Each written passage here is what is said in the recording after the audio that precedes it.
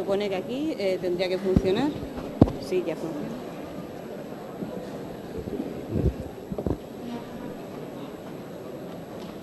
¿Sí? Sí, sí, ahora sí. Muy bien, buenas tardes. Señora directora del Centro de Iniciativas Culturales de la Universidad de Sevilla, CICUS, compañeras, compañeros, estudiantes, señoras y señores.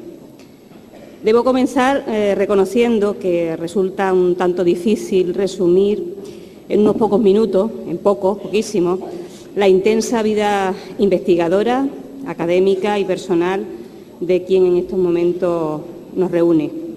Me van a permitir, por tanto, que sea selectiva en la presentación del perfil humano y profesional del doctor Escotado.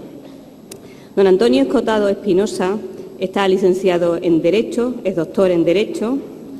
Desde sus inicios investigadores, sus trabajos no han dejado indiferente a nadie. De hecho, su tesis sobre Hegel fue controvertida, tanto que peligró su lectura y su defensa, aunque cuando se editó en 1972, con el título La conciencia infeliz, ensayo sobre la filosofía hegeliana de la religión, consiguió con ella el premio Nueva Crítica. Es profesor de Filosofía y Metodología de la Ciencia en la Universidad Nacional de Educación a Distancia, UNED. Es un pensador y ensayista reconocidísimo y esta aseveración la hago de forma absolutamente justificada. Entre otras razones, debo decirles que su nombre se encuentra entre los 70 pensadores del siglo XX, que con su trabajo El espíritu de la comedia recibe en 1992 el premio Anagrama de Ensayo, que en 1999 recibe el premio Espasa Hoy de Ensayo por su libro Caos y Orden. De su prolífica obra, además de los títulos mencionados, puedo añadir a modo de ejemplo estos otros: De Physis a Polis, la evolución del pensamiento griego desde Tales a Sócrates, editado por Anagrama en el 75, Majestades, Crímenes y Víctimas, de 1987, con el que plantea los límites entre la moral y el derecho, Rameras y Esposas, 4 mitos sobre el sexo y el deber, editado en 2003, y donde reflexiona y promueve la crítica sobre el catálogo de responsabilidades que suelen estar aparejadas al género. Los enemigos del comercio, editado en Espasa en 2007, es uno de sus últimos libros, 2008. También es un reconocido traductor.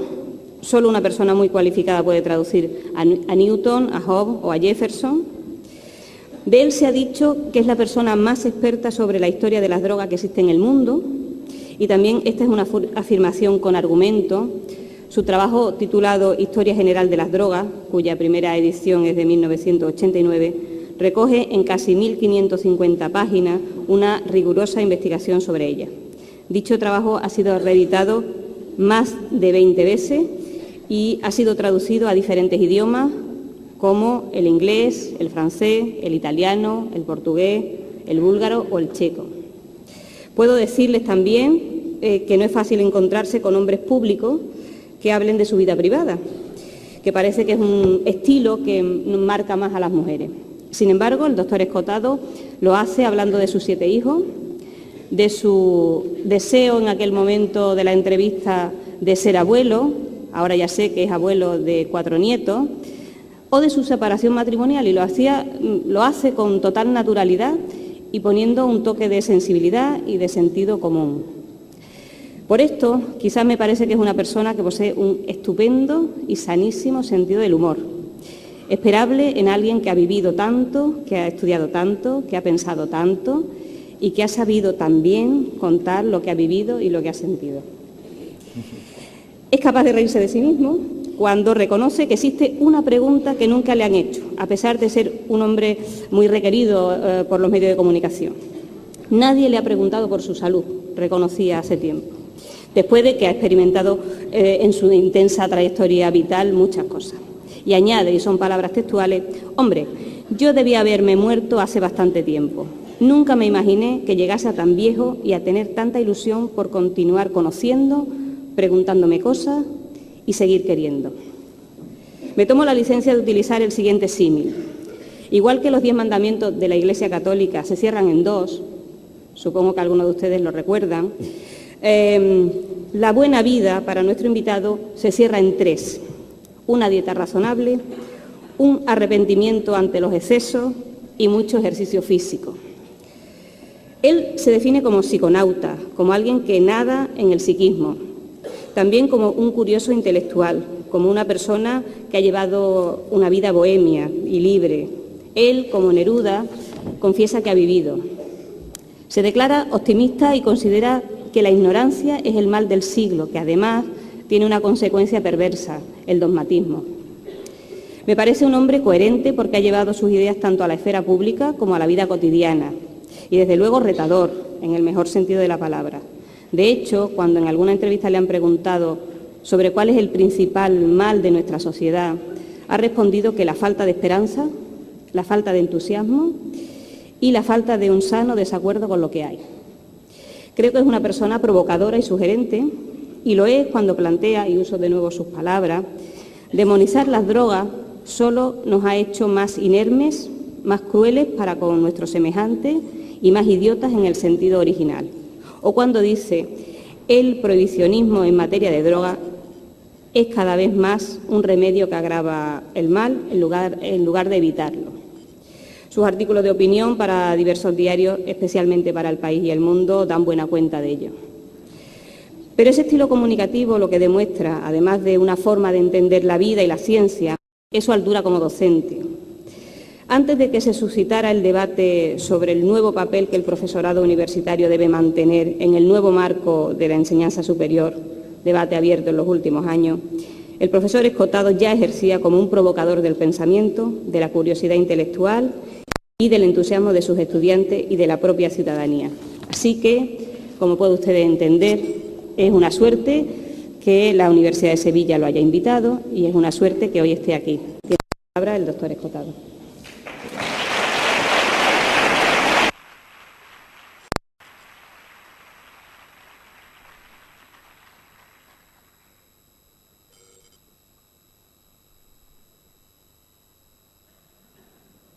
O cambiamos. O cambiamos. Muy bien. Bueno, esto Sí. sí. A ver. Muchas gracias por esta introducción. Y bueno, veo que son ustedes muy numerosos y que son fundamentalmente jóvenes. Esto me compromete más. Quizá esté acoplando el micrófono. No sé. ¿Me oyen ustedes bien? Sí, perfectamente.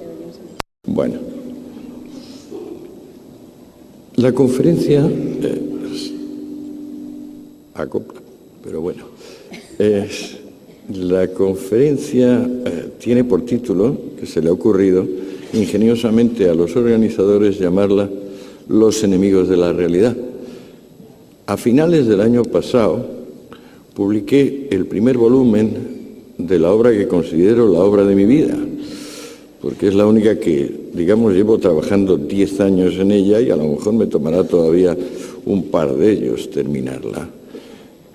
Este libro se llama Los enemigos del comercio, de modo que la concatenación entre los enemigos del comercio y los enemigos de la realidad parece que es que les estoy a ustedes proponiendo que el comercio es la realidad. Esto sería bastante sencillo, quizás un poquito demasiado sencillo, dado que efectivamente estamos en una sociedad básicamente comercial. Mi libro, el de los enemigos del comercio, es una investigación histórica y voy a intentar resumírsela en esta, pues no sé, pues yo voy a intentar no hablar más de 40 minutos. ¿Hay coloquio luego? Sí. Muy bien, pues con mucha más razón. Intentaré no hablar más de 40 minutos e intentaré pasar rápidamente sobre 2.500 años de historia occidental, porque me parece que con la llegada de Internet, que nos ha permitido manejar enormes paquetes de información a velocidades lumínicas, lo primero que hemos conseguido, a mí por ejemplo, Internet me ha permitido consultar fuentes que en otro caso me hubiera vuelto loco, yendo a una biblioteca de un país y a otra biblioteca de otro. A mí personalmente Internet me da una fantástica información desde que hace 5 o 6 años lo utilizo, pero me da la sensación de que el efecto general que ha producido sobre el mundo esta mega revolución en el conocimiento ha sido más bien aturdirnos, dejarnos un poco estupefactos ante la cantidad, el volumen de lo que disponemos. No tengo dudas, por lo demás soy profesor hace 30 años, no tengo dudas sobre qué saben ustedes, porque cada año les examino. Yo he llegado a tener hasta 3.000 alumnos, porque estoy en una asignatura de primero de Políticas y Sociología. De modo que, aunque a ninguno de ustedes en particular les conozco ese fantasma de haberles estado examinando sin pausa. Este examinarles me hace ver cada vez con más claridad que estamos sumidos en una importante amnesia, que nos acordamos poco y que aquello que recordamos normalmente lo recordamos sesgado. De modo que cuando me puse a escribir Los enemigos del comercio, fundamentalmente intentaba entenderme a mí mismo, autoaclararme, porque yo he sido más rojo que la muleta de un torero, o mejor dicho, rojo-negro, puesto que mi rojería tenía un poderoso componente anarquista. Ahora digo, pero ¿cómo es posible que yo haya sostenido cosas tan elementales con tanta vehemencia durante tanto tiempo? Bueno, ¿qué es lo que me faltaba entender de la historia de mi especie para poderme entender a mí mismo? Bueno, no me había dado cuenta de que llevamos unos 2.500 años litigando con dos modelos básicos de sociedades. Una podríamos llamarla clerical militar o sublime, y otra la podemos llamar comercial, industrial o prosaica. El ejemplo más antiguo al cual podemos remitirnos para hacernos una idea es el de Esparta y Roma. Me imagino que bastantes de ustedes habrán visto la excelente película 300, donde se cuenta la historia de Leónidas en la batalla, en el combate que libra con la Segunda Guerra Médica, no, la primera, no, la segunda, con Jerjes. ¿Qué era Atenas? Ustedes recordarán que Atenas, pues claro, es la patria de Platón, de Aristóteles, del arte, de la arquitectura. Sin embargo, Atenas es básicamente una sociedad comercial. Atenas empezó exportando, cuando consiguió ya un cierto nivel importante de producción, aceite, vino y cerámica. El gran legislador ateniense, Solón,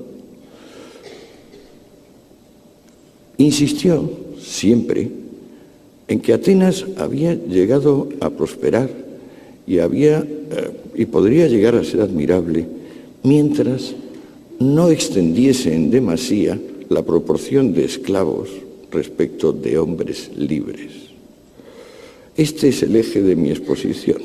La proporción, va a ser el eje de mi exposición, la proporción que cada sociedad tiene en cada momento de esclavos en relación con hombres libres. Cuando Atenas despegó con Solón, a principios del siglo VII a.C., había pocos esclavos y hasta tal punto había prosperado materialmente que el número de personas pertenecientes a la clase media permitía ir a elecciones y ganarlas. Es decir, que la suma de la gente que se sentía pobre o despojada y la suma de la gente que eran los patricios, los gobernantes, era siempre inferior al sector de la sociedad que estaba dispuesto, como tal clase media, a intentar prosperar o sea que abonaba la movilidad social. Como gran rival tenía a su vecino Esparta, que era una sociedad típicamente clerical militar, sublime, que vivía y vivió 4 siglos de explotar al pueblo mesenio,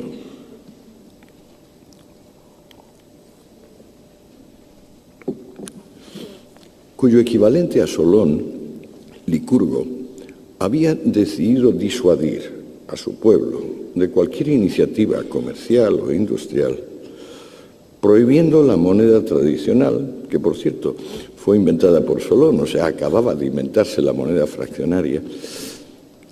Impuso una moneda de hierro, impuso que todos los hombres comiesen en sus cuarteles la misma comida y en general prohibió que su país se desarrollase en términos de competitividad, capacidad laboral, ingenio. Esparta desde entonces iba a ser la canonización del heroísmo, de la guerra, el verdugo de las democracias. Por eso, tras una larga guerra que duró un poco menos de 50 años, la guerra del Peloponeso, acabaría imponiéndose a Atenas y liquidando a las ciudades que, como Atenas, formaban parte de la Liga Délfica o la Liga Democrática. En la antigüedad no tenemos ninguna democracia que no sea sociedad comercial. Por aquello que les dije antes, porque solo una sociedad comercial tiene una clase media de tamaño suficiente como para admitir periódicas elecciones.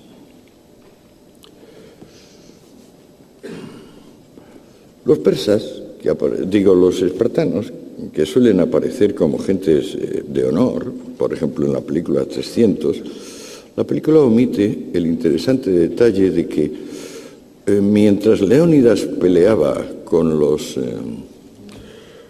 espartanos, el rey de Esparta, el segundo rey, porque los espartanos tenían un segundo rey, siempre tenían 2, estaba ya negociando con los persas en secreto, que luego finalmente, cuando los espartanos vencieron a los atenienses y a las polis democráticas, fue merced a los barcos y al dinero persa, y que en definitiva los nobles militares espartanos vendieron la Hélade a los persas por dinero y por la envidia que les suscitaba el encanto, la capacidad que tenían los atenienses de sacar adelante las cosas de una forma pacífica, a través de ciencia y arte, mientras que ellos solo sabían sacarlas adelante mediante violencia y abnegación.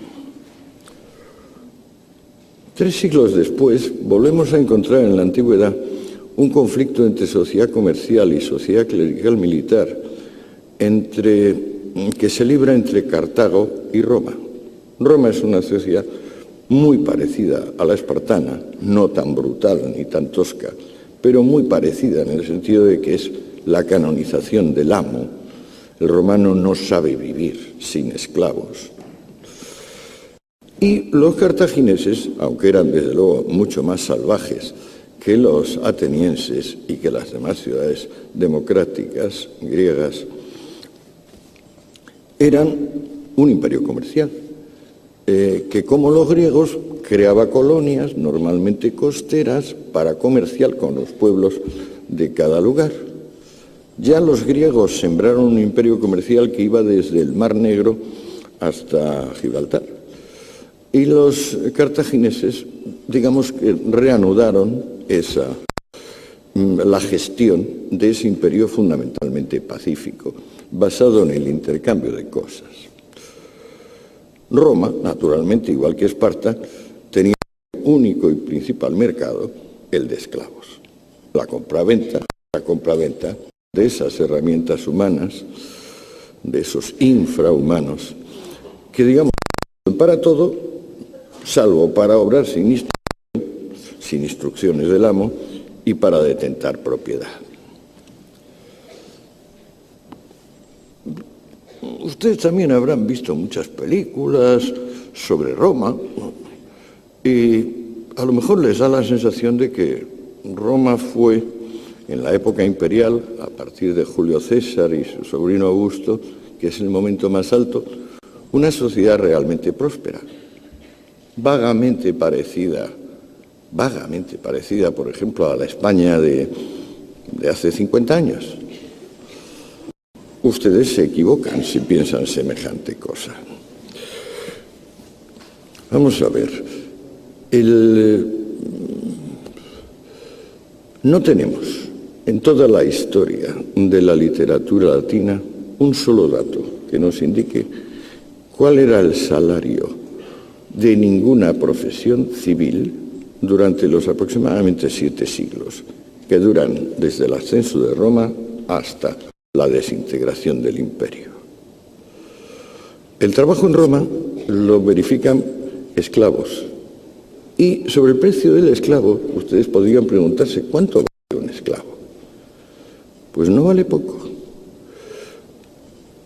Apoyándonos básicamente en el Corpus Juris Civilis de Justiniano, que es un texto del siglo V-VI, de la era ya cristiana, sabemos 2 o 3 cosas bien concretas y bien útiles sobre los esclavos masculinos y femeninos de la antigüedad. Primero, que el factor juventud no era el determinante. El factor principal era si sabían leer y escribir y si tenían algún tipo de oficio. Llegaba a haber una proporción de 1 a 7, es decir, el analfabeto valía 1 y 7 valía el que tuviera precisamente instrucción en usos comerciales. Por ejemplo, el que supiese llevar una contabilidad, el que supiese establecer relaciones, contar. El esclavo joven, competente y, bueno, joven y bien competente, venía a valer lo que aproximadamente valen ahora la gama alta de BMW y Mercedes. Y iban reduciéndose hasta valer pues lo que un Opel Corsa o un Citroën de las marcas pequeñas.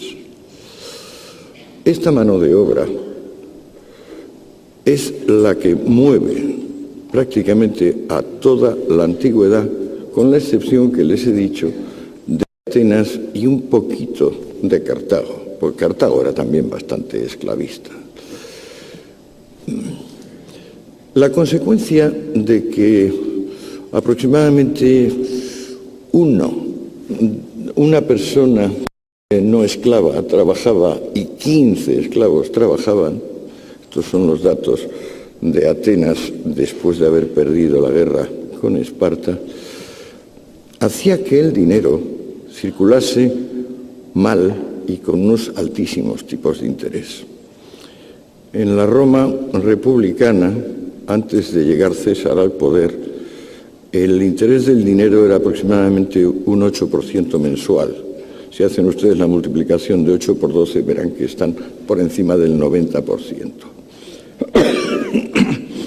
Con esa insuficiente circulación monetaria, Roma vivió básicamente de conquistar vecinos. Y la gran tragedia que va a acabar con ese imperio es que los vecinos, llega un momento que se acaban los vecinos ricos. La única forma el único vecino invadible, por ejemplo, son los tártaros o los de Mauritania, y bueno, no sale a cuenta porque hay que mandar al ejército, que cuesta un dineral, porque el ejército romano es profesional desde tiempos de Augusto, cuesta un dineral y no sale a cuenta, no hay botín. Esa sociedad que, digamos, en tiempos de Marco Aurelio, hacia el 130 o así, ya tiene emperadores de una enorme dignidad personal, tecnócratas eminentes, justamente porque no puede ir peor, porque ya ha saqueado todo lo que tenía fuera y dentro y no sabe vivir del trabajo, no sabe inventar cosas útiles, cosas que los otros voluntariamente compren.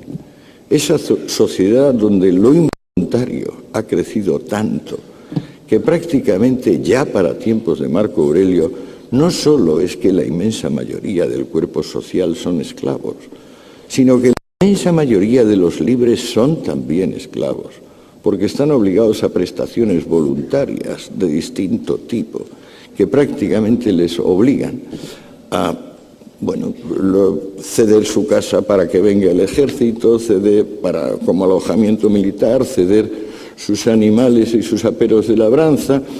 En tiempos de Marco Aurelio, para que se hagan ustedes una idea, tanto le admira el pueblo romano al particular Marco Aurelio, que algunos patricios, sabiendo que el emperador está en una de sus visitas, porque en realidad no son visitas, el pobre hombre ya tenía una gran presión de los bárbaros, eran movimientos para ir, digamos, comprobando que las provincias no se desintegrasen.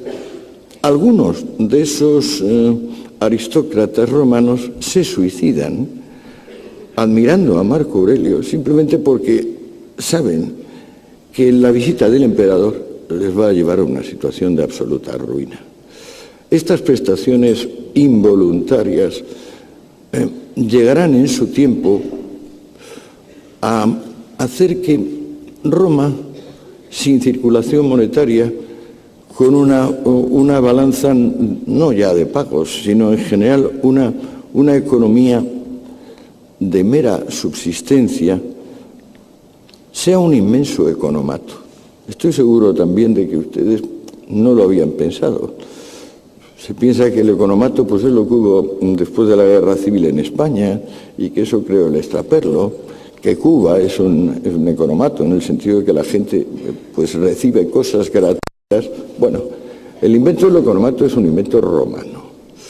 En tiempos de Julio César aproximadamente 500.000 de romanos recibían unas percepciones pues, que eran trigo, aceite. Cuando venía una buena casualidad también se les regalaban hasta cremas para baños públicos, porque así de extravagantes eran los romanos.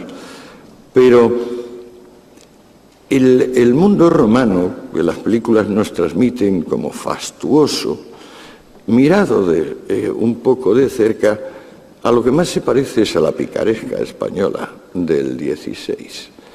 Es decir, las personas aparentan, los ricos son pobres vergonzantes, los pobres son pobres miserables, y en realidad la diferencia entre hombre libre y esclavo va desapareciendo debido a la ruina económica. ¿Qué surge entonces? Pues surge en la periferia del imperio lo que en mi libro, a falta de mejor término, he llamado pobrismo, que también se puede llamar comunismo, pero que llamo pobrismo porque se origina en una secta judía particular. No sé si también tengo que recordarles a ustedes que el pueblo judío es un pueblo familiar. A diferencia de otros pueblos que tienen una estructura política, el pueblo judío es básicamente una estructura familiar. Cuando surgen los primeros comunistas en el pueblo de Israel, la secta esenia, el resto del pueblo está dividido en otras dos escuelas de vida, que son los fariseos profesionales y los saduceos, que son sacerdotes o gentes vinculadas con el orden sacerdotal. Anexionados a los fariseos están los levitas, que podemos traducir por terratenientes. Cuando aparece la secta esenia, viene con una interpretación concreta del séptimo mandamiento que dice que hurtar es comercial. O sea que el que practica el comercio roba a sus semejantes. Una interpretación original y que tendrá un enorme éxito cuando los esenios se conviertan en secta ebionita, porque entonces renuncian a a lo que aislaba al esenio, que es una obsesiva necesidad de pureza. Los esenios vivían ahí por Qumran, en valles desérticos, escapando como podían del contacto con cualquier otro, y tanto temor tenían a infectarse con la impureza, con la falta de virtud de los demás, que si por ejemplo un esenio de rango superior se le acercaba a menos de 1,5 metros, un esenio que no era tan puro, el primero debería empezar a descontaminarse con abluciones sin parar. Eso les obligaba a construir enormes aljibes en los lugares donde vivían, porque como al ser desérticos son lugares donde llueve una vez al año o dos, pero construyendo enormes aljibes podían tener el agua necesaria. Los esenios van a perder esa fobia de contacto, esa obsesión por la pureza, y se van a convertir en secta ebionita. Ebionim significa hombre pobre, secta ebionita, secta de los hombres pobres, que va a ser impulsada por dos primos, hermanos, muy elocuentes, Juan Bautista y Jesús de Nazaret. No necesito, de eso sí que saben ustedes, espero que la amnesia no haya cubierto tanto las hazañas de Juan y de Jesús, que predicaron no ya que el comercio era, sino que la propiedad privada era un robo y el comercio era.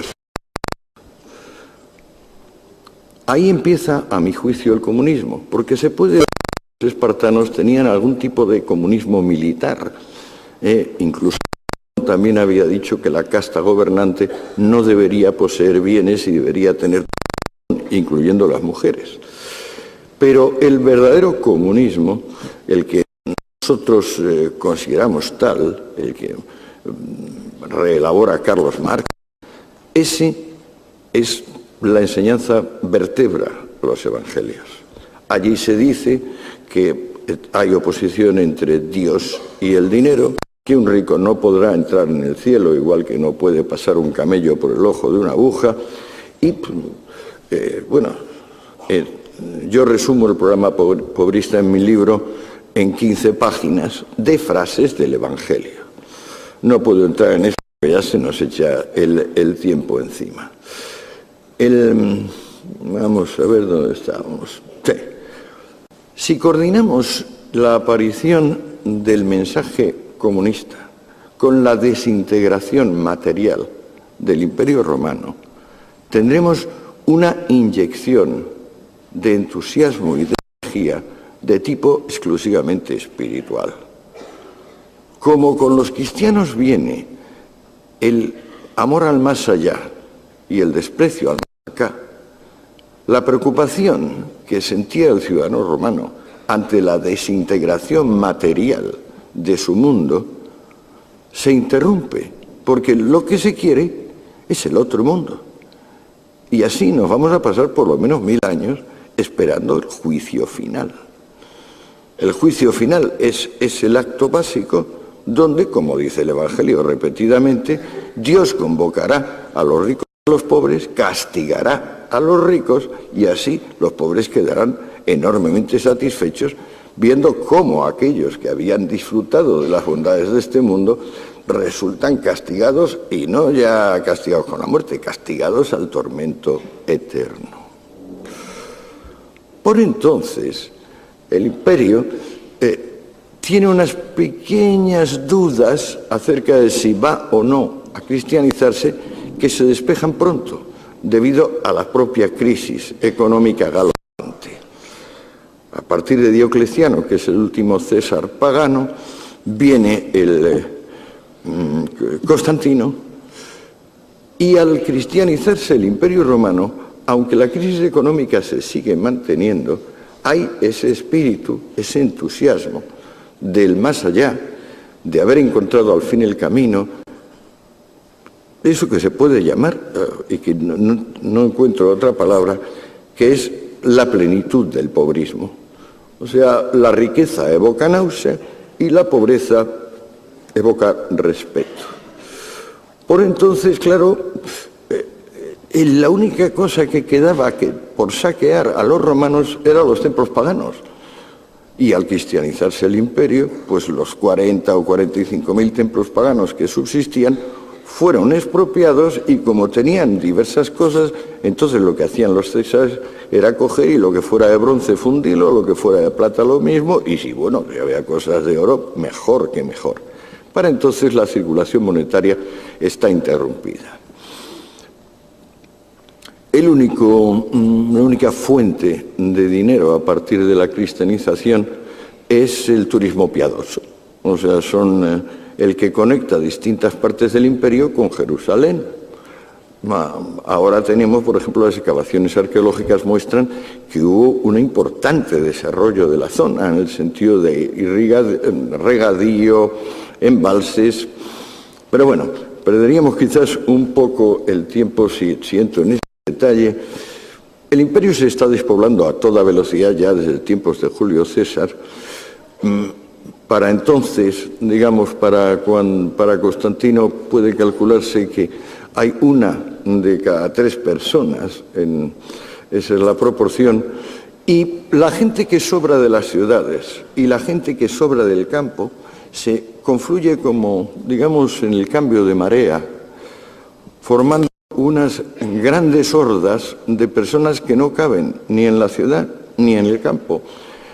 Origen de nuestra palabra vago, porque esas grandes hordas que llegaron a ocupar regiones enteras se llaman vagaudas y eran prácticamente el destino inevitable, vamos a decir, de la mitad de la población. Bien, entonces, la patrística, ¿se acordan ustedes? Son 3 padres cristianos, fundamentalmente San Agustín, San Jerónimo y San Anselmo, 3 padres latinos, Agustín, Jerónimo y Anselmo, 3 padres griegos, Juan Crisóstomo, Basilio y Gregorio, y estos 6 hombres, que son sin duda los más cultos que hay entonces en ese desintegrado mundo romano, racionalizan el comunismo, explican concretamente que en toda compraventa siempre va a haber un perdedor, que el comercio crea una movilidad social mórbida, morbidus, dicen ellos, es decir, fúnebre, mortuoria, porque implica que los listos pues se sobrepongan a los parados, paraditos, digo mentalmente, ¿no? Y que esto pues va a imponer de algún tipo de meritocracia, cuando lo esencial de mensaje evangélico, recuérdenlo ustedes, es el Sermón de la Montaña, que dice: benditos sean los pobres de espíritu, porque de ellos es el reino. Ustedes dirán que pobres de espíritu a lo mejor se decía en sentido figurado. No, estamos hablando de micros neuma, o sea, de poca alma, de personas, digamos, por debajo de la media. ¿Qué pasó en la Alta Edad Media? Las historias les cuentan cosas del rey Arturo, del Roldán, incluso podemos llegar ya en la muy avanzada Edad Media al Cid. Bueno, la Edad Media se puede dividir en 2 periodos fundamentales. Uno, llamado Edades Oscuras o Alta Edad Media, que viene a durar desde el siglo V hasta el siglo XII, y otro, que es la Baja Edad Media. ¿Qué sucede en la Alta Edad Media o en los siglos oscuros? Pues, señores míos, sucede que las ideas evangélicas, las ideas de la patrística, se cumplen. La Edad Media fueron 6 siglos de comunismo militante.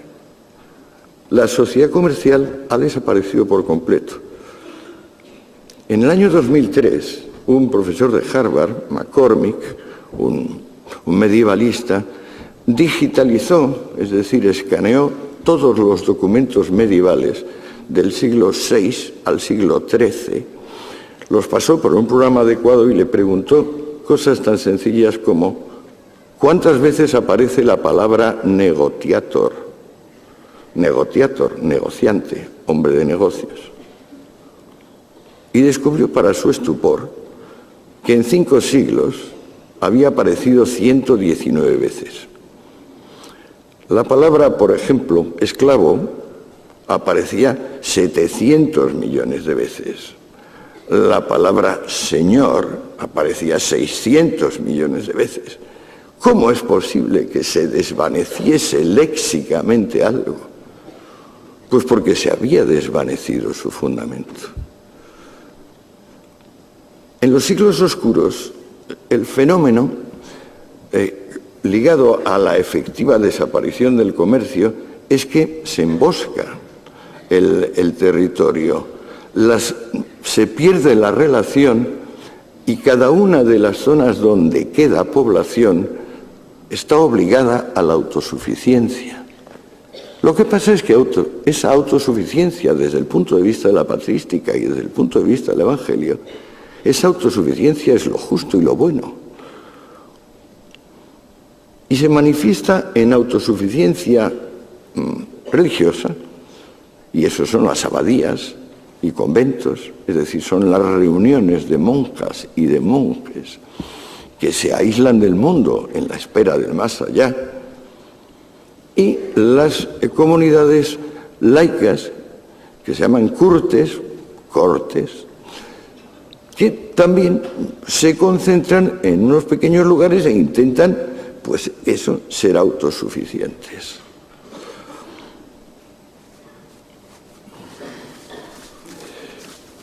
¿Cómo sale Europa de una situación donde había aproximadamente 60 hambrunas anuales y la enfermedad más difundida era la lepra? Todavía en el siglo XIII había 500 leproserías en Inglaterra. Imagínense ustedes las que podía haber en el siglo VIII. ¿Cómo sale Europa realmente de esa miseria? Pues cogiendo a la gente joven y bonita de ellos mismos y vendiéndolas a los bizantinos y a los árabes, que son los únicos que tienen una entidad como compradores. De modo que se produce una evolución del esclavo al cautivo, porque ya, naturalmente, como la única empresa mercantil que hay es la caza y captura de cautivos, pues claro, el cazador no está dispuesto a distinguir si el que va a capturar es de familia noble, medio noble, plebeya o si es un esclavo. Simplemente se va a tener a su aspecto. El origen de la economía europea es el tráfico con cautivos. La primera capitalización que se consigue tras los siglos oscuros es ese tráfico. Es un poco triste toda esta historia. Se va poniendo sombría y oscura, como su propio nombre indica. En aquel periodo, digamos, cuya figura principal es Carlomagno y su hijo, Luis el Piadoso, Ludovico Pío, las leyes consideran que la propiedad es en realidad colectiva. Uno se pone a pensar en de quién es esa tierra y se descubre que es de fulano, de la familia de fulano, del ayuntamiento, del rey, y entre el rey y el ayuntamiento del señor feudal correspondiente. La propiedad es intransmisible, pues. No se puede ni comprar ni vender. Y en los pocos casos donde se intenta hacerlo, los tribunales lo anulan, porque hay algún pariente que se interpone y dice que han vendido una cosa que no era en realidad suya. La gran figura que les digo, Carlomagno, por ejemplo, es un analfabeto. En su tiempo, la donación de bienes a la Iglesia y la conquista militar de territorios, casas u objetos son los únicos modos dignos de adquirir. El dinero es tan escaso, el dinero verdadero, porque hay muchísima falsificación, claro, que se tesauriza. Es decir, se mete en anaqueles de los castillos o se pone en custodias de las iglesias o de las catedrales y se exhibe pues como ahora podemos exhibir una joya o un cuadro o una escultura. Tanta miseria hay en ese mundo que vive exclusivamente de vender a sus hijos e hijas a los árabes y a los bizantinos, tanta que no se puede mantener al esclavo. Al esclavo trabajaba por techo, comida y ropa. Pues bueno, ahora no hay forma de darle ni techo, ni comida, ni ropa. Reina tal miseria que hace falta seguir manteniendo a un dependiente, pero ya no se le puede pagar. Y esta evolución es la que determina al siervo. El esclavo se convierte en siervo y surge un nuevo rito que no conocían los griegos, la cultura grecorromana. En la cultura grecorromana, una persona por el hecho de haber nacido en un territorio era ciudadano de ese territorio. En la Alta Edad Media hace falta prestar un homenaje. Mannschaft es la palabra germánica para esto. Las personas no existen por el hecho de haber nacido. Para que puedan existir y ser reconocidas como algo distinto de una alimaña, un jabalí o una patata, es necesario que se arrodillen y le digan a otro: soy tu hombre para siempre. Si el otro lo acepta, le dirá que se levante y le dará un beso en la boca. Es curioso que en ese sentido eran bastante personalistas los medievales, sí. Pues bueno, a este horror, donde el 90% de la literatura se dedica a vidas de santos, donde los objetos venerados son reliquias de mártires, donde los dioses son los santos, es decir, se ha restaurado el politeísmo, donde la propiedad se ha coagulado y no se pueden hacer intercambios, donde hasta en las altas clases las racias de los cazadores de cautivos hacen estragos. En ese mundo aparecen dos cosas que funcionan como ganzúas para abrir la puerta que la sociedad clerical militar le había cerrado a la sociedad voluntaria. Una es una manera rápida, muy rápida, de desplazar cualquier tipo de propiedad: la letra de cambio. Probable descubrimiento de los judíos, que llevan 8, 9 o 10 siglos siendo perseguidos como los que mataron al Salvador, los que mataron a Dios. La letra de cambio. De una forma secreta, implacable e ilimitada, la propiedad se puede transmitir. Segundo invento o ganzúa, una contabilidad realmente científica, en vez de ese cuento de dedito de que pues yo tengo tanto porque he acumulado, pero bueno, ¿cuánto va a gastar o cuánto? Esa contabilidad que llamamos científica o de partida doble, la inventa un monje, Luca Pacioli, porque entonces prácticamente las únicas personas que tenían instrucción eran los monjes. Ya les digo que el propio emperador Carlomagno era analfabeto. Al mismo tiempo que la letra de cambio y la contabilidad de partida doble, quizás un poco antes para ser exactos, unos hombres denodados se niegan a ser siervos y, tomando una conducta parecida a la de los bandoleros, forman caravanas que deben acorazar con ellos, con sus espadas y sus cotas de malla, y ayudados por soldados que prefieren eso a participar en las guerras privadas, que es lo habitual de la vida, crean las primeras relaciones terrestres de un lugar a otro. Esos caravaneros heroicos, en su tiempo, por ejemplo, Carlomagno o su hijo Luis el Piadoso les consideran personas nefastas porque son negociadores y hacen sus caravanas intentando ganar dinero. Y si uno lee las capitulares de Carlomagno, de Ludovico Pío o la de sus sucesores, veremos que justamente eso, el lucro, está prohibido. A pesar de todo, los caravaneros consiguen desbrozar una Europa que se había emboscado completamente. Y el resultado de su acción es que tienen que hacer estaciones, altos en su camino. Esos altos en su camino son los burgos. ¿Qué son los burgos? Pues bueno, las entidades de población se habían ido reduciendo a nada. De repente, de esa nada, empiezan a emerger las ciudades. Lo esencial de los burgos es que la población, simplemente con residir allí un año y un día, se quita el vínculo de dependencia. Es decir, aquello que se le había impuesto como homenaje, el ser hombre de otro hombre, se quita con los burgos. Bueno, veo que ya llevo bastante tiempo. Me temo que si sigo contándoles lo que llega hasta nosotros, va a ser la leche. O sea, esto va a durar demasiado tiempo.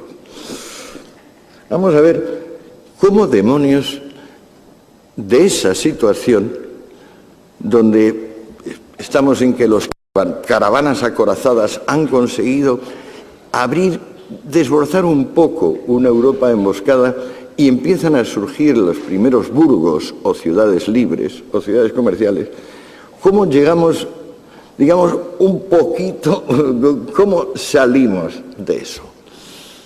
Bueno, da la casualidad de que con los burgos y los caravaneros se restaura en la circulación monetaria. Al restaurarse la circulación monetaria, acontece una cosa que llevaba sin acontecer 1000 años, que es que cuando alguien trabaja se le puede pagar en dinero. Cuando empieza a haber posibilidad de cobrar en dinero, hay tal brote de entusiasmo que un letargo que dominaba a las ciencias y a las técnicas desde tiempos de los atenienses, auténtico sopor mortal, se convierte en actividad.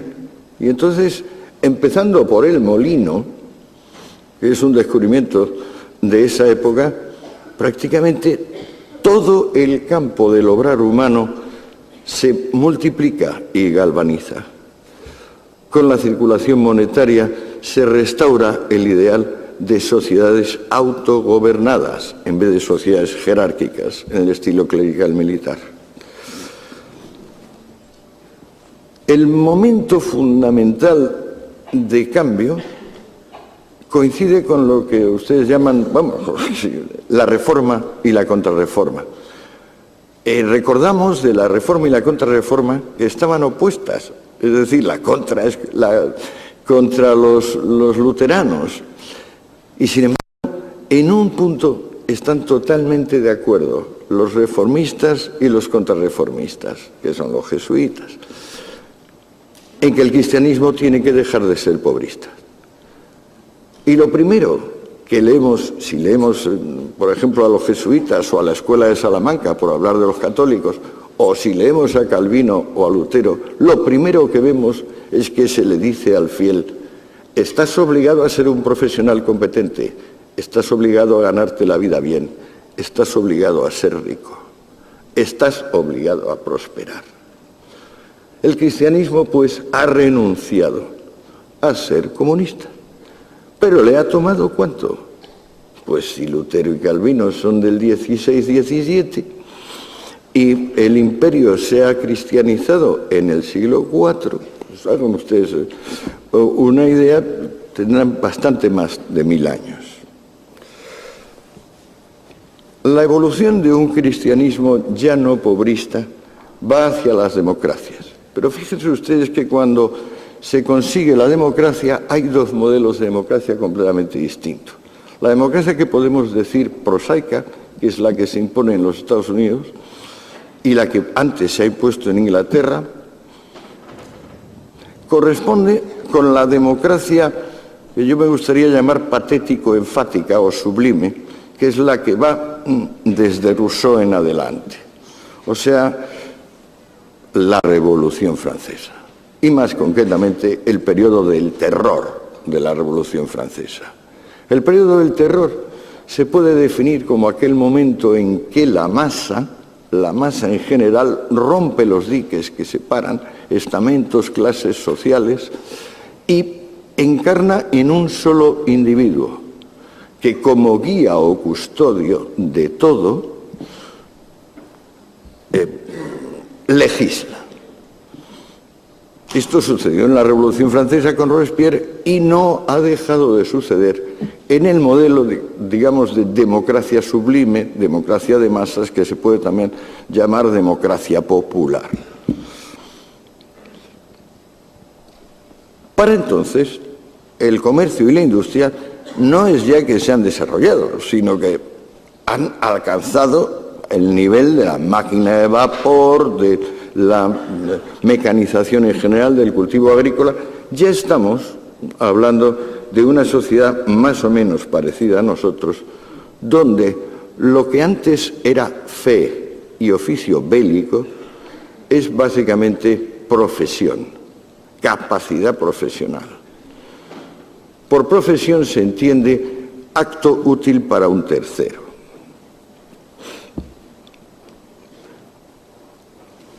Y ahora les puedo dar una sugestión verdaderamente estimulante. En 5 minutos termino. ¿Por qué ha vencido sin convencer el capitalismo? Naturalmente, capitalismo hay que entender por capitalismo privado. Es decir, el suyo y el mío, y el de mi compañera en la mesa. Porque capitalismo, en el sentido de que el emperador o el pontífice máximo es propietario de todo, eso es tan antiguo como el hombre. O sea, el emperador de la China es el propietario de todos los bienes chinos, y el emperador de Roma es el propietario de todos los bienes romanos, y el emperador de Persia el propietario de todos los bienes persas. En realidad se puede decir que mientras la propiedad no se distribuye y se multiplica, no solo no hay capitalismo, sino que no hay industria en general. Pero ¿por qué el capitalismo ha acabado venciendo y sin embargo genera tantos resquemores, tantas vacilaciones, tantas dudas? No ya la postura de un Bakunin anarquista o la postura de un Marx, no. Porque a cada uno de ustedes, incluyéndome a mí, hay un punto donde reconocemos que el capitalismo nos ha hecho salir de la miseria y de la barbarie, pero a pesar de todo nos parece bárbaro y miserable. Puede tener relación con que si le quitamos a la vida su componente religioso, es decir, el que de repente alguno de ustedes o yo nos declaramos profetas y mesías y les suplicamos a los demás que nos sigan porque vamos hacia la salvación, o también pueden ustedes elegir entre hacerse jefe de mafia o jefe militar y igualmente encauzar, podemos decir que el proseísmo del comercio y de la industria pone a la gente en su lugar de una manera un tanto extraña. Digo un tanto extraña porque en vez de deberse a inspiración divina o victoria militar, es siempre una combinación de suerte, básicamente suerte, y tenacidad.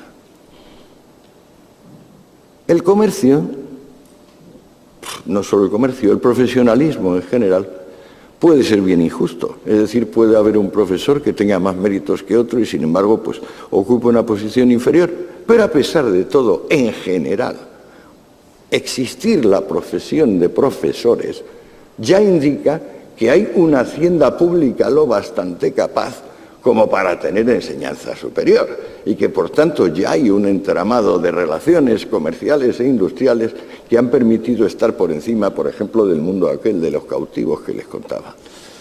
Pero entonces lo que molesta del capitalismo es quizás que tiene un elemento de meritocracia, por meritocracia, mérito, es decir, una sociedad donde más o menos los dos únicos factores que influyen son, uno, la suerte, dos, la tenacidad o la habilidad de cada individuo. ¿Es eso todo?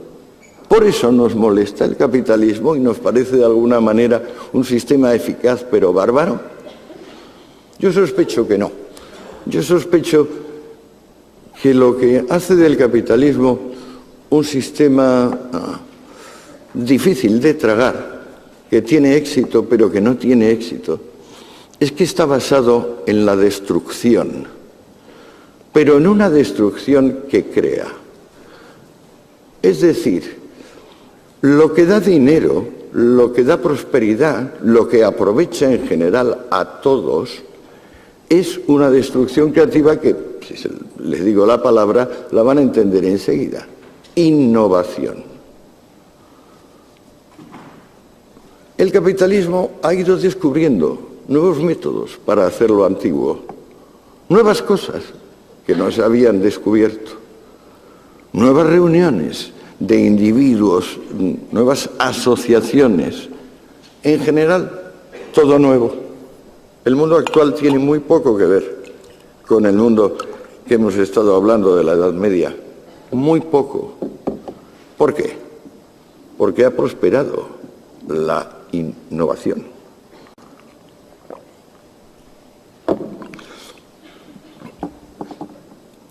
Ahora disponemos de estadísticas suficientes para promediar el aumento de la renta per cápita en los últimos 250 años. La media es el 2%. De modo que hemos subido aproximadamente un 500% en 250 años. Donde había una judía, ahora hay 500. Donde había un zapato, ahora hay 500. Aproximadamente. Y sin embargo, fíjense ustedes que en nuestros corazones todavía se dice que las desigualdades crecen. La maquinaria de producción masiva en la que consiste la industria capitalista es fundamentalmente masiva. Y quien realmente se ha ido de la película son los pontífices, los señores feudales, los autócratas. En las altas esferas económicas actuales hay mucha más movilidad todavía que en las bajas. Salvo un par de dinastías industriales que se han conseguido conservar 100 años, no hay nadie que se mantenga en la cumbre. El sistema capitalista está basada en una destrucción creativa, una innovación que afecta principalmente a las personas y que beneficia fundamentalmente a las masas. No queremos ver esto. ¿Por qué no queremos ver esto? Yo me lo he preguntado a mí mismo, porque naturalmente es sondeando mi corazón donde he encontrado estas extrañas paradojas.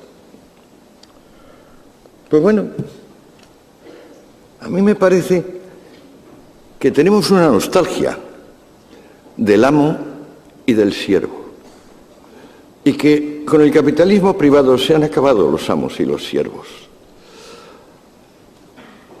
El siervo, según el cristiano, según San Pablo, está más cerca del cielo que el amo. El amo, bueno, el mero hecho de ser amo significa que es superior. Tenemos motivos para querer la tranquila vida del siervo y más motivos aún para querer la superior vida del amo. Hemos llegado a una cultura donde eso ya no existe. Fuerzas impersonales, que son las que guían la invención y canalizan las energías, han creado una sociedad donde continuamente se van inventando cosas que van dejando viejas, van lanzando en el baúl de los trastos inservibles las cosas que nos han parecido más básicas. Da un poco de susto. Es un poco escalofriante.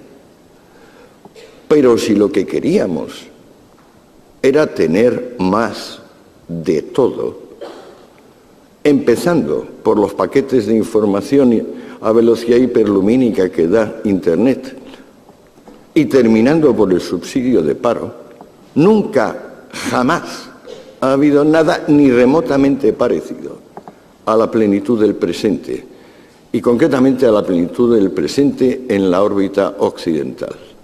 El fenómeno de la globalización lo ha expandido todavía mucho más, porque claro, si antes las locomotoras habían sido Alemania o Japón, la locomotora de los últimos 20 años ha sido China e India.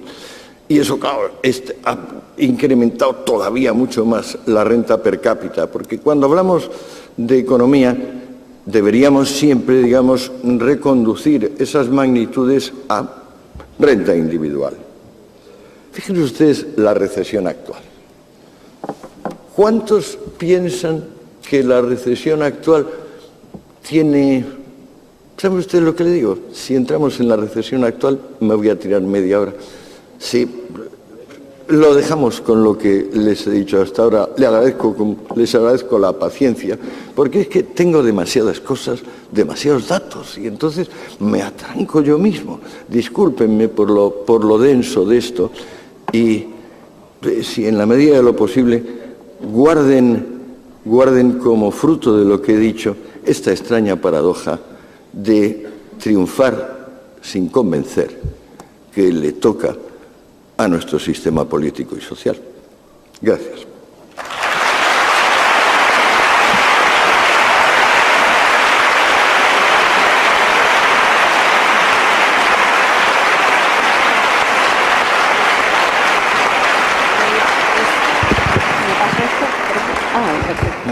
Ahora ya sí que lo hemos conseguido.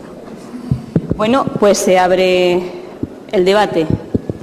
Preguntas que quieran hacer.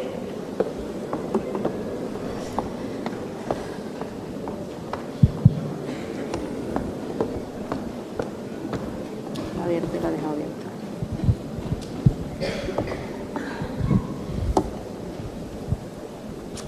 abierta. Buenas tardes. Está bien. Buenas. A la vista de esas paradojas que usted ha puesto también de relieve, ¿no es posible que el problema actual pueda ser eso a lo que aludía al principio de Solón, de que se ha perdido el equilibrio entre la gente que se siente libre y los que se sienten esclavos? Sí, desde luego. Por eso les decía que hay una nostalgia del amo y el esclavo, una nostalgia secreta.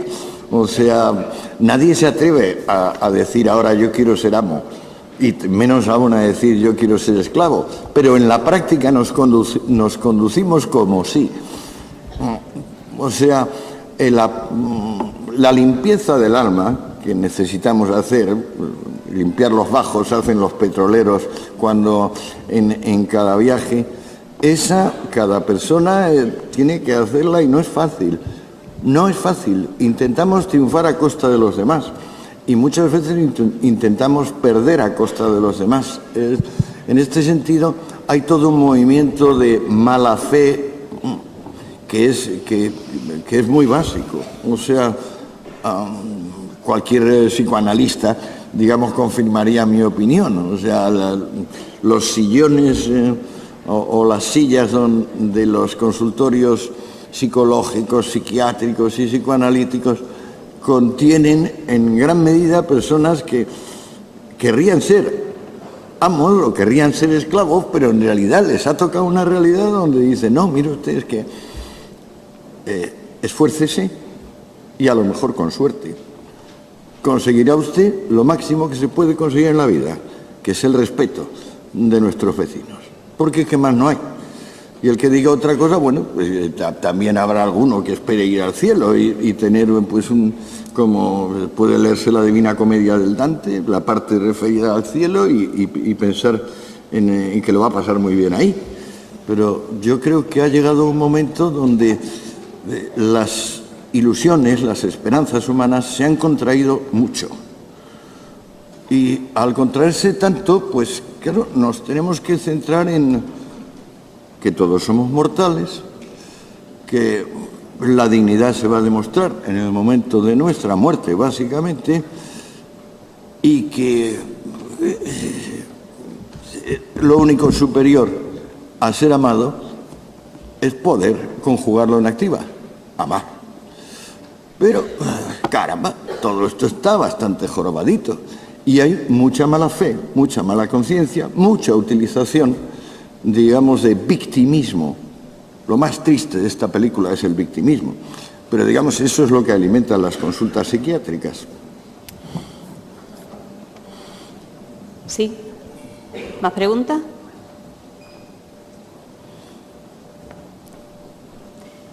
Aquí delante, por favor. Sí, pero espere un momentito que le van a traer un micrófono.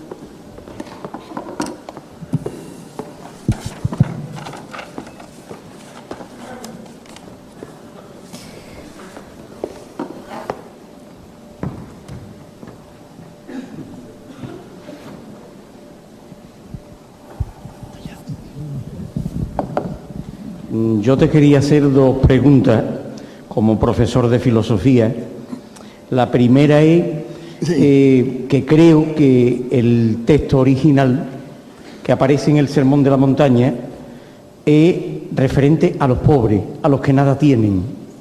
Creo que hay un añadido ahí de el pobre de espíritu, cuando en realidad es la pobreza total, la que verdaderamente hace cercano al reino de los cielos. Esa es la primera pregunta. No, pues por eso, luego me haces la segunda, pero tengo que contestar a eso. Tanto me ha preocupado que para hacer Los enemigos del comercio y esa sección, porque es completamente nuclear, digamos, la evolución, no he podido explicarla, pero, digamos, esa dinámica de discordia interna del pueblo judío que acaba llevando a las primeras formulaciones comunistas, que son las de los esenios, el Sermón de la Montaña, pues por supuesto, me lo he leído en diversas lenguas y para empezar en griego, que es donde está. No hay duda alguna de que el Sermón de la Montaña dice: benditos sean los pobres de espíritu porque de ellos es el reino. Coma, benditos los afligidos, benditos los humildes y benditos los perseguidos.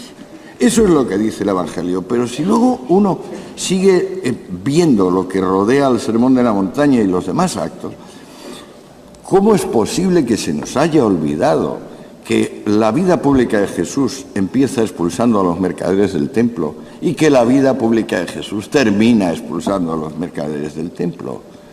Porque es que así es. En la primera, que es un acto donde Jesús es un desconocido y tiene mucho valor, mucho coraje, solo la cuenta el Evangelio cuarto, el de San Juan. La otra la cuentan los tres evangelios, los otros tres evangelistas, y además es un acto amenazador, porque al venir y expulsar a los comerciantes, cortocircuita el funcionamiento de Jerusalén, porque en realidad la religión judía consiste en ofrecer ofrendas al Señor Yahvé, al Padre, que llama el Evangelio. Si uno viene y echa a los comerciantes, la gente no puede comprar las ofrendas. Entonces se cortocircuita el funcionamiento. Es algo así como si ahora viene un señor, se va a la Meca y dice: queda prohibido que la gente dé vueltas en torno de la plaza y bese la piedra negra. Pues se acabó la Meca. Jesús es tan brutal el ataque que es comprensible, como dicen Marcos, Mateo y Lucas, es que los notables de Jerusalén, temiendo el pueblo, es decir, temiendo una rebelión que va a llegar 18 años más tarde, una terrible en la Primera Guerra, temiendo una insurrección popular, decidieron matarle porque le preguntan a Jesús: ¿y por qué haces esto? Dice: no tengo por qué daros explicaciones. También lo dice el Evangelio. Bueno, y ahora, perdón, y la segunda. Lo referente a la emigración, que por qué actualmente los países democráticos siguen utilizando a gran parte de los ciudadanos, si se pueden llamar ciudadanos, que no se pueden llamar ciudadanos desgraciadamente hoy, del tercer mundo como nuevos esclavos. Bueno, es que es una dinámica de intereses. A nosotros, el que nos trabaje, pues es un señor de Ecuador o una señora de Rusia o una señora de Mauritania, nos interesa, pero les interesa mucho más a ellos. O sea, quiero decir, aquí hay una dinámica de intereses, pero es mucho más fuerte el interés que impulsa al inmigrante a venir a zonas prósperas si nosotros lo conocemos, si España es un país de inmigrantes. España, desde tiempos de Carlos V, que es cuando, frente a una Europa que se va haciendo sociedad comercial decide que no, que va a ser el gran adalid de la sociedad clerical militar. España desde entonces lo único que tiene es inflación y despoblación, porque con la llegada masiva de oro y plata de América lo que hacen es subir los precios de tal manera que la gente se muere de hambre. Y para no morirse de hambre, porque no se puede hacer frente a esa subida de precios, es por lo que comienza el éxodo masivo nuestro a América. Pero es que nuestro éxodo de migrantes, en tiempos de mis padres, y vamos, yo lo he visto todavía, voy para cumplir 70 años, cuánta gente estaba yéndose a Francia, a Suiza y a Alemania, y volviendo enriquecida, es decir, volviendo mejor de lo que había ido. Si esto es la verdad, lo que está pasando con la inmigración, digamos, de tercer mundo ahora a Europa, o a Estados Unidos, Canadá, o Australia, Nueva Zelanda, que son más o menos los focos de, digamos, de sociedad comercial. En nosotros, pues claro, todavía prospera la sociedad clerical militar, porque sociedad clerical militar es Corea del Norte, sociedad clerical militar es Cuba, sociedad clerical militar es Irán. O sea, son diferentes, o sea, tienen diferentes dioses y diferentes generales, pero los pontífices y los generales son los que llevan la sociedad. En cambio, nosotros hemos entrado en esa dinámica de innovación básicamente impersonal, anónima, imparable, que por un lado pasma por su eficacia y por otro, claro, estremece un poco. Yo comprendo que estremezca, o por lo menos a mí me estremece.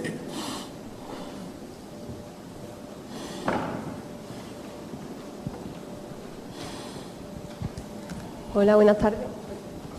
Yo quería ante todo felicitarle por esta disertación, que yo creo que a mí personalmente, y me imagino que a muchos de mis compañeros nos hemos quedado apabullados. Yo he sido estudiante de medicina, ya he terminado, y claro, particularmente poco sé de historia y poco sé de filosofía. Y bueno, mi pregunta era, en esta sociedad que usted dice que es comercial, en la que nosotros vivimos, yo quería preguntarle qué papel puede tener ahora mismo y qué papel tiene de cara al futuro lo militar y lo religioso. Hombre, lo militar va en franca decadencia, gracias a Dios. Hace bastante tiempo que lo militar es simbólico, casi es virtual. La diferencia entre juegos de ordenador, de comandos, no sé qué, que le gustan a mis nietos, y lo que realmente ha pasado en Irak, que ha sido una atrocidad, ha muerto mucha gente, ¿no? Pero se van como confundiendo cada vez más. O sea, es de esperar que en el futuro las personas resuelvan sus asuntos con todo lo duro que es el mundo de las relaciones voluntarias, pero que el mundo de las relaciones involuntarias, o sea, la fe, el servicio militar, la nacionalidad, esas tres, que son las tres obligaciones básicas, y en el pasado a eso se añadía la cuna, la cuarta, que esas cuatro, esa dinámica impersonal de innovación y creatividad, las va pulverizando. O sea, auguro un porvenir bastante negro al ejército, en general. Va a quedar como gendarme, como está ahora los Estados Unidos.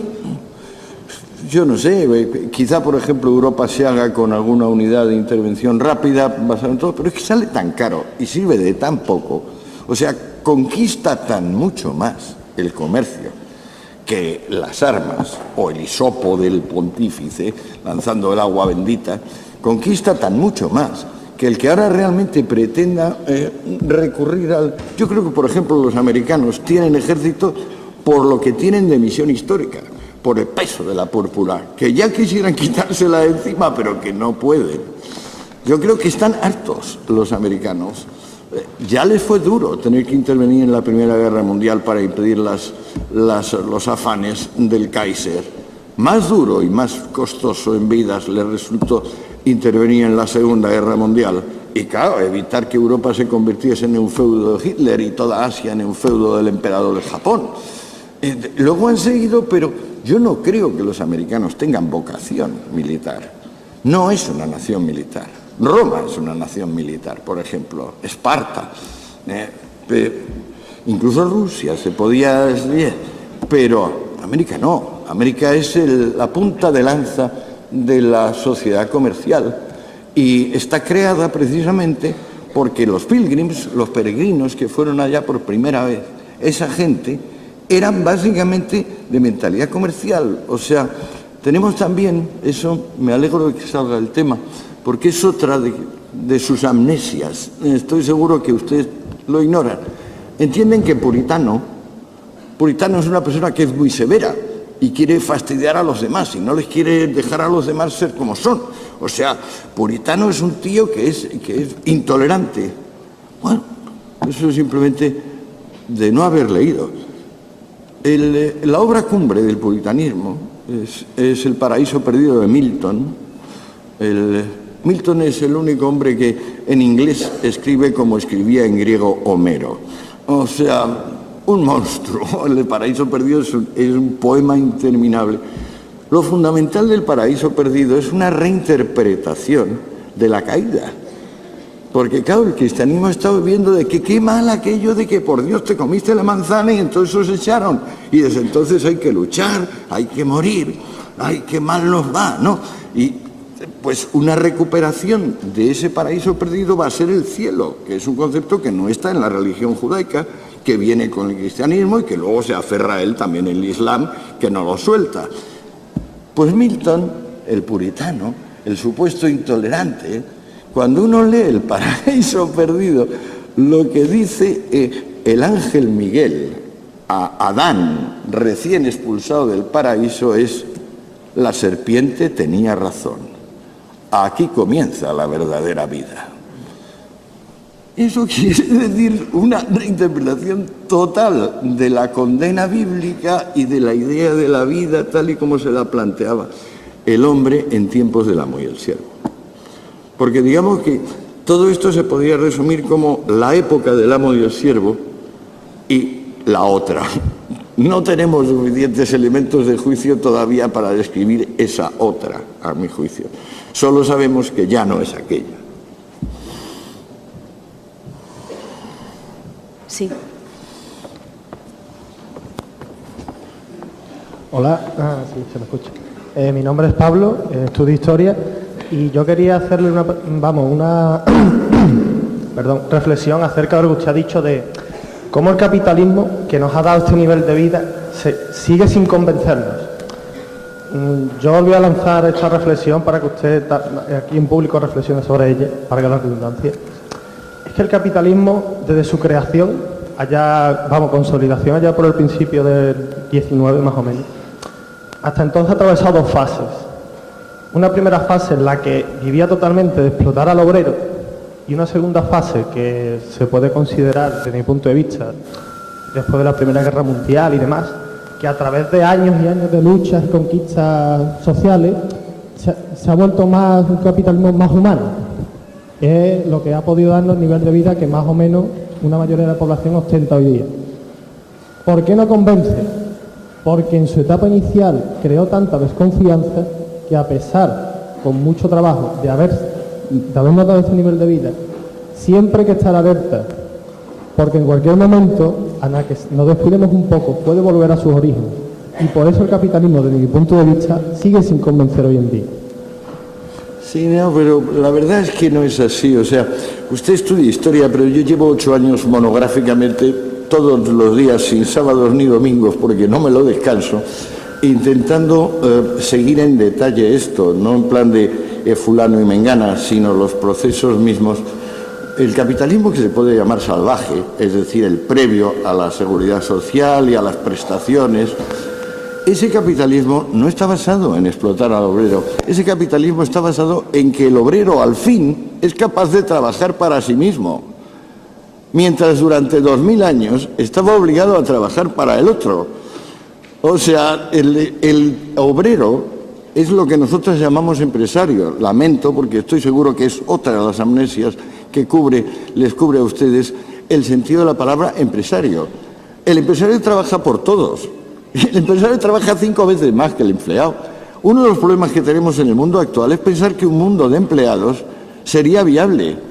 No es viable un mundo de empleados. Pura y simplemente no lo es. Ese es el fracaso del socialismo. del socialismo marxista. Que un mundo de empleados lo único que es una caída en libre de la renta per cápita.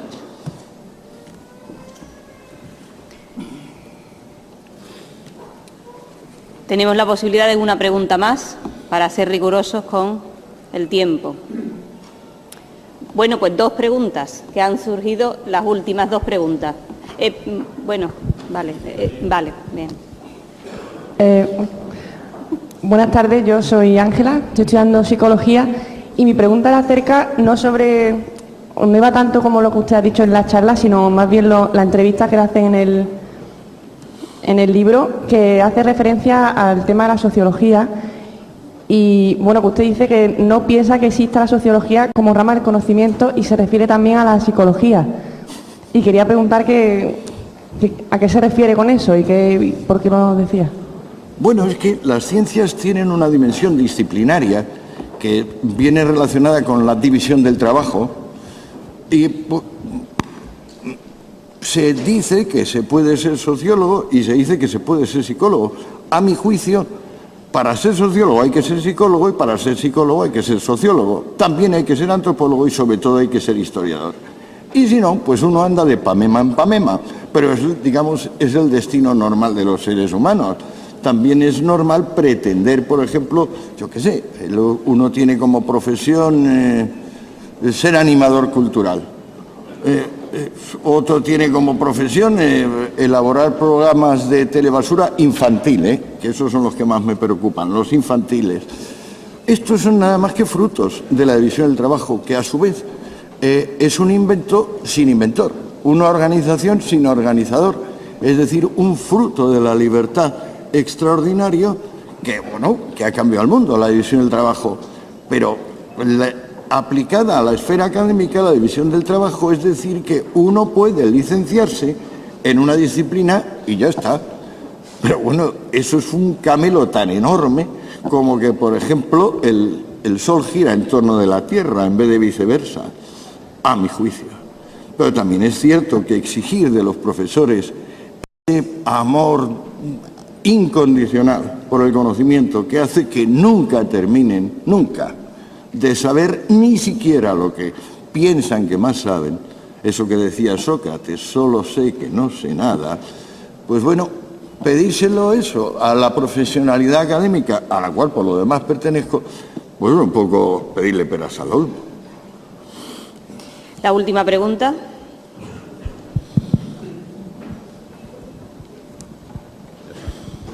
Hola, buenas tardes. Buenas tardes, mi nombre es Carlos. Ya que usted es capaz de hablar sobre su vida privada, hacerle 2 preguntas. Vaya por Dios. Sí. Vaya por Dios. No.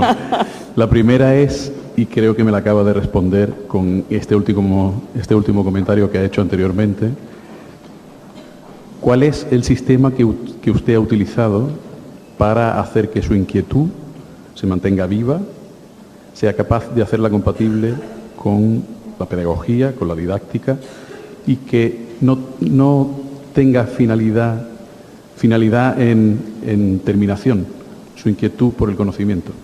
Esa es la primera. Bueno, yo es que soy un poco neurótico. De pequeño, no sé por qué, soy hijo único, mi padre era escritor, mi madre era más culta que mi padre, concebí el proyecto de ser sumamente inteligente.